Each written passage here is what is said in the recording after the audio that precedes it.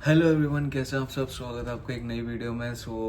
जैसे कि आपने टाइटल में देखा, मैं आपको बताने वाला हूँ मेरा एक्सपीरियंस कि कैसे मैंने 8 महीने के अंदर अपने दूसरे साल की फ़ीस जमा कर ली। और मेरा पहला कोर्स था जैन इनटेक में, जैन टू सितंबर अगस्त सॉरी मैंने पहला कोर्स करा। उसके बाद मैंने इमीडिएटली सितंबर से दूसरा कोर्स स्टार्ट कर लिया। तो मेरे साथ कुछ चीज़ें अच्छी हुई, मेरा कुछ सिनेरियो अलग था, इसलिए मैं वो 8 महीने में फ़ीस जमा कर पाया। हर किसी के साथ ये नहीं हो पाएगा जो आगे आने वाले हैं। तो मैं अपना एक्सपीरियंस शेयर कर रहा हूँ, बाकी बने रहिए इस वीडियो में। शुरू करते हैं। सबसे पहली चीज़ जो मेरे साथ हुई, मैं पिछले साल जब आया था कनाडा, तो गवर्नमेंट ने एक रूल लगा दिया था कि जो इंटरनेशनल स्टूडेंट है वो भी आप अब 40 घंटे काम कर सकते हैं। तो हमारे ऊपर कोई रिस्ट्रिक्शन नहीं थी। जो भी उस टाइम बच्चे आए थे तो उन्होंने आराम मतलब कि अनलिमिटेड काम करा।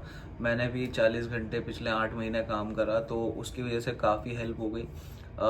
मंथली मतलब एक तरीके से जो 20 घंटे जो होते हैं वो आपके सफिशिएंट होते हैं यहाँ की living as a student bear करने के लिए।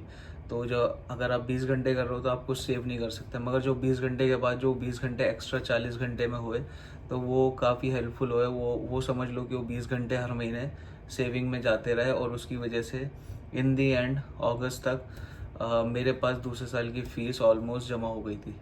और सिर्फ वो ये 20 घंटे नहीं, मैंने दूसरी चीज़ भी बहुत अच्छी करी, अपनी जीआईसी सेव करना। मैंने ये जब मैं कनाडा आया था, अल्हम्दुलिल्लाह मेरे साथ एक और चीज़ अच्छी हुई कि मेरी पहले हफ्ते में ही जॉब लग गई थी।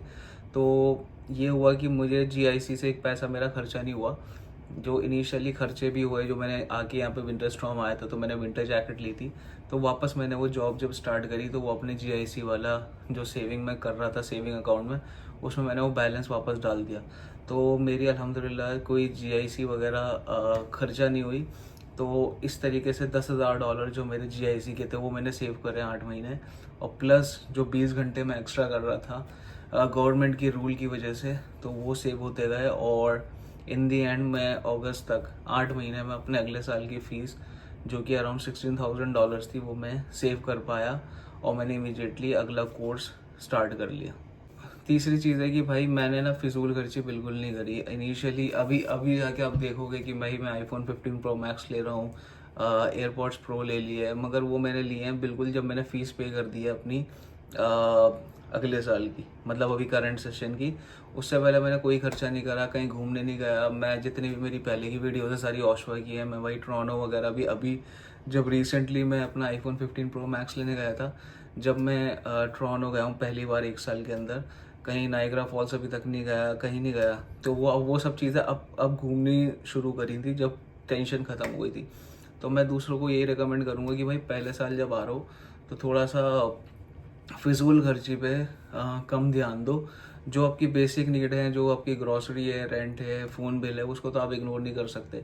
तो वो चीज़ सही है, वो पे करते रहो आप। मगर जो एक्स्ट्रा खर्चे हैं कि भाई यहाँ जा रहे हैं वहाँ जा रहे हैं, फ़ोटो क्लिक करने हैं, ये करने हैं, तो वो 1 साल बाद कर लेना, ठीक है। अभी इनिशियली आप पैसे जोड़ो। सेव करने का मैं आपको तरीका बता देता हूँ, जो मैं फॉलो कर रहा था। कि यहाँ पे जब आप कनाडा में अकाउंट खुलाते हो तो आपके अकाउंट के अंदर ही दो ऑप्शन होते हैं, एक सेविंग होता है, एक चेक इन होता है। चेक इन वो होता है जिससे आप खर्चे कर सकते हो, सेविंग आप अपने अलग डाल दो। तो जब भी आप कार्ड से पेमेंट करते हो तो आपके वो चेक इन में से कटते हैं, सेविंग्स में से नहीं कटते, ठीक है। तो तो आप जब भी हर महीना आपकी सैलरी आ रही है तो आप उसमें से जितना आपको पता है कि आपका फिक्स खर्चा है मंथली, उससे 100 150 डॉलर $200 बस एक्स्ट्रा उस अकाउंट में छोड़ो। बाकी जो भी एक्स्ट्रा पैसे हैं वो अपने सेविंग में डालते रहो। तो आपके क्या होता है कि वो सेविंग के पैसे ना फिर सेव रहते हैं। वो मेरे साथ है, मैं सेविंग के पैसे कभी उसमें डालता नहीं जब तक कि कोई इमरजेंसी ना हो, है ना।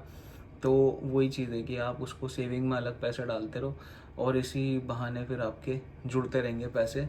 और उम्मीद है कि फिर आप मतलब अगले साल जब भी आपका कोर्स पूरा होने वाला होगा तो आप अच्छी खासी फीस सेव कर लोगे। बाकी जिन जिन लोगों को अगर कंटिन्यूस कोर्स करना है, कि जिनको ब्रेक नहीं लेनी है, वो भी ये काम मतलब आप एक सेमेस्टर की फ़ीस तो जोड़ ही सकते हो अगर आप जीआईसी अपनी सेव कर लोगे।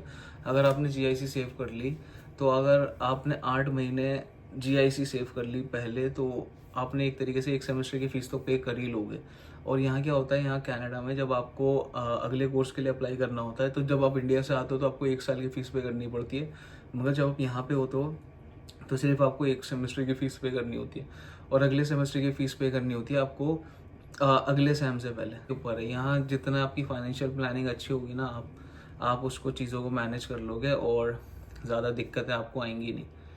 बाकी मेरा साथ यही सब था सिनेरियो, तो मैंने अपना एक्सपीरियंस शेयर करा। वीडियो छोटी रखते हैं।